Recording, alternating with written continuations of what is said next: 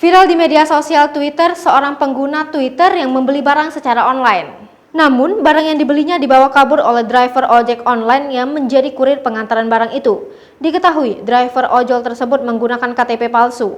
Hal ini dialami oleh akun @untung_putro yang meminta bantuan melalui media sosial untuk melacak driver ojol tersebut.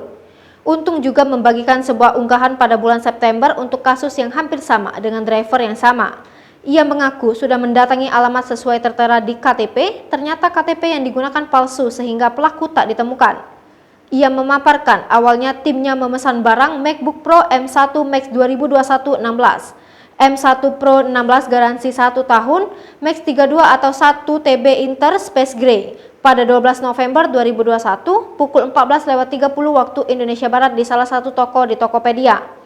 Nilai barang tersebut yakni Rp67.429.700. Hai pemirsa Sri Popo TV, jangan lupa komen, like, dan subscribe, serta tonton